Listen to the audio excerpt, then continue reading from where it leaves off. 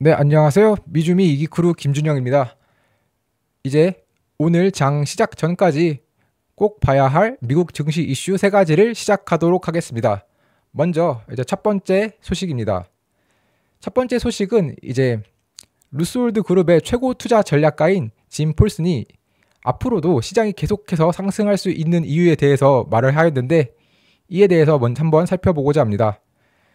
짐 폴슨은 마켓워치와 인터뷰에서 우리는 현재 에브리띵 마켓에 있다라고 하며, 현재는 이제 새로운 상승장 초반에는 모든 것이 상승하는 시장이 형성되는데, 그리고 이에 따라서 앞으로도 상승장이 계속될 것이라고 전했습니다.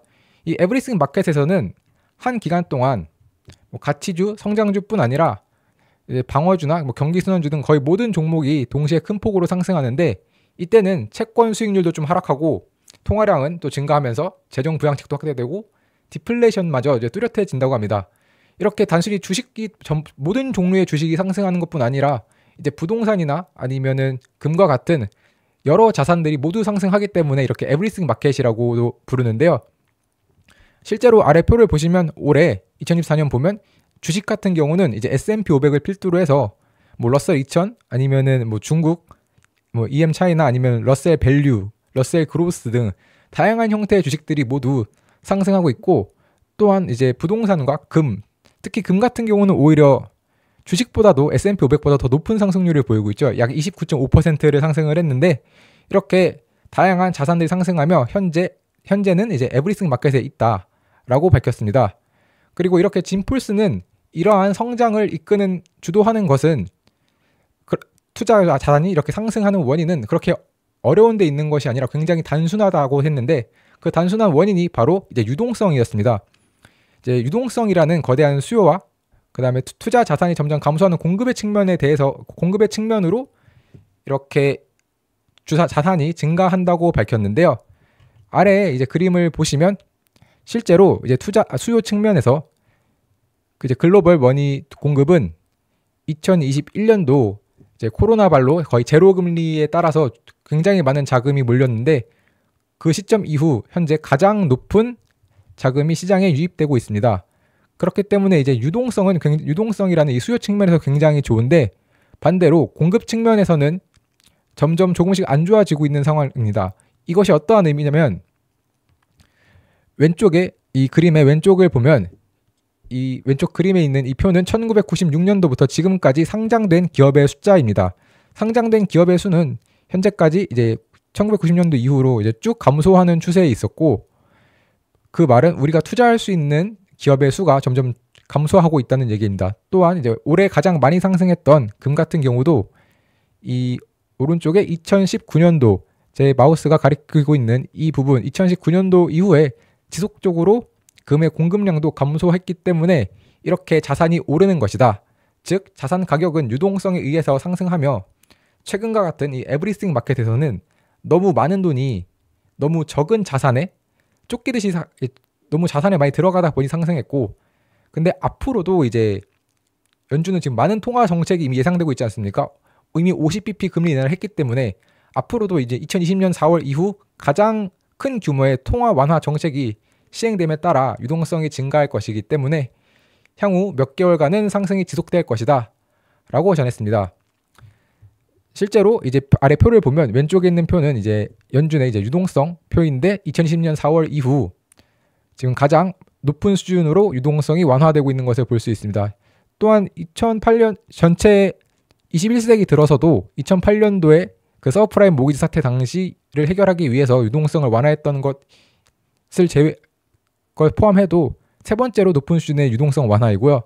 또 현재 MMF 펀드에는 거의 사상 최고치에 달하는 이제 자금이 들어와 있기 때문에, 또 이 MMF 펀드는 언제든지 시장에서 들어올 수 있는 유동성으로 평가받고 있기 때문에 앞으로도 유동성은 좀 더 증가할 여지가 많아 보입니다.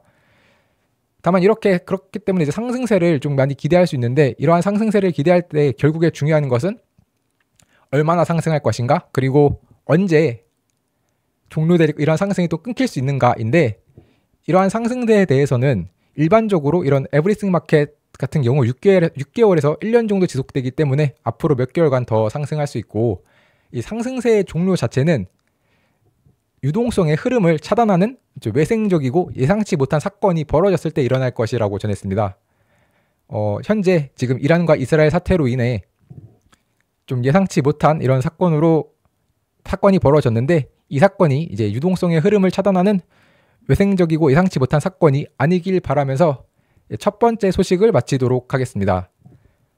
다음으로 이제 두 번째 소식은 이제 바로 테슬라 소식인데요. 어제 이제 테슬라가 자동차 인도량을 발표했습니다. 그런데 이 인도량이 좀 예상치를 하회하면서 테슬라의 주가를 좀 하락시켰습니다.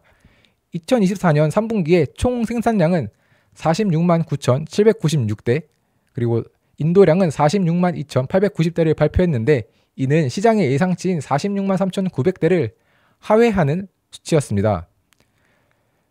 사실 이번에 전분기 대비 6.4% 증가한 판매량이었기 때문에 비록 예상치를 좀 하회했더라도 그리고 그 예상치의 하회폭이 그렇게 크지 않았기 때문에 상대적으로 좀 적게 영향을 받을 수 있지 않을까 하는 기대감도 있었겠지만, 그 당시 이번 인도량 발표 이전에 이미 중국 같은 경우는 리오토, 샤오펑, 니오 등 중국의 여러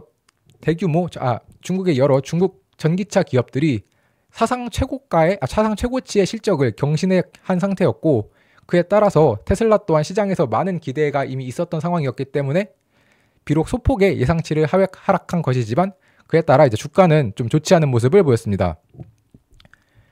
이번 테슬라 실적의 악화 원인으로는 기존의 이제 전기 자동차보다는 좀 하이브리드 차에 대한 소비자의 관심 증가가 있었는데요.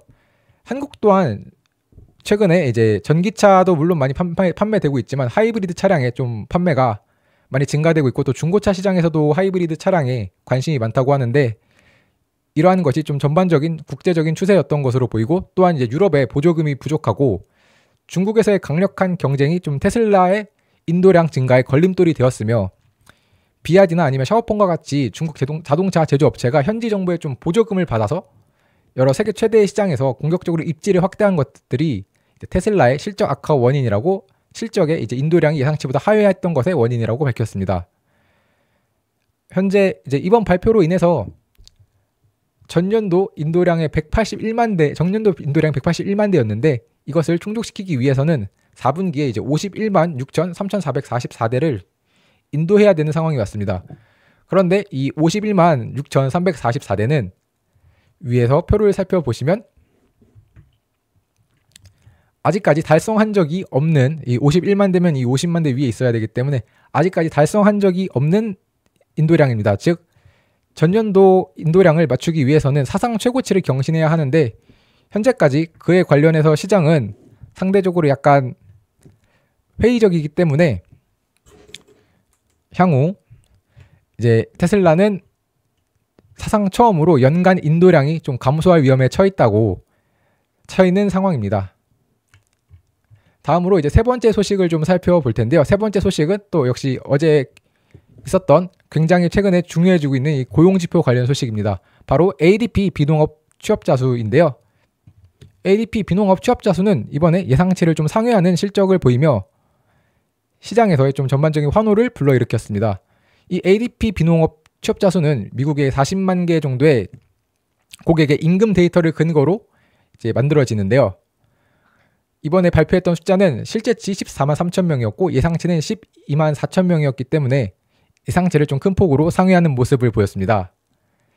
이에 대해서 이때 이제 고용이 좀 그럼 어느 부분이 좀 가장 많이 증가했는지를 좀 살펴보면, 이제 여가 호텔업이 좀 가장 많이 상승했는데, 여가 호텔업은 3만 4천 명이 증가했고, 그 다음으로는 건설.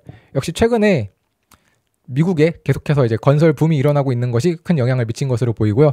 그 외에도 이제 교육이나 의료 서비스가 2만 4천 명, 그다음 전문 비즈니스 서비스가 2만 명, 기타 서비스가 1만 7천 명 정도 순으로 거의 모든 사업 부문에서 근로자가 이제 고용이 증가하는 모습을 보였습니다. 다만 유일하게 정보 서비스 분야 IT 업계만이 이제 고용이 1만 명 감소하는 모습을 보였는데, AI의 증가로 인해 AI 관련된 직종은 전반적으로 오히려 좀 고용이 증가했다고 하지만 그 이외의 IT 분야는 고용이 감소하고 있는 모습이었습니다. 또한 이번 고용이 이제 20인 미만 회사에서는 오히려 고용이 좀 많이 감소했는데 50인 이상의 사업장에서 증가를 이끌었기 때문에 이제 아직까지 소형 기업에서는 경기가 완전히 회복된 것처럼 보이지는 않는 모습을 보였습니다. 이번에 이제 2022년부터 올해 10월 발표 이전까지 ADP 비농업 지수가 14번 예상치를 좀 상회했는데, 이번에 사실 금요일에 가장 중요한 정부의 비농업 지수가 있습니다. 이때 이제 정부의 비농업 고용 지수가 이제 발표를 하는데, 정부의 비농업 고용 지수도 예상치를 상회한 경우가 10번으로 ADP가 이제 14번 예상치를 상회했고, 이 경우에 정부의 비농업 고용 지수도 10번 상회했기 때문에 두 고용 지표가 그런 집계하는 방법은 조금 다르지만, 그럼에도 불구하고 서로 좀 어느 정도 높은 상관관계가 있어서 시장은 기대감을 나타내고 있는 상황입니다. 네, 그러면 이상으로 오늘 알아볼 3가지 소식을 모두 마치도록 하겠습니다. 감사합니다.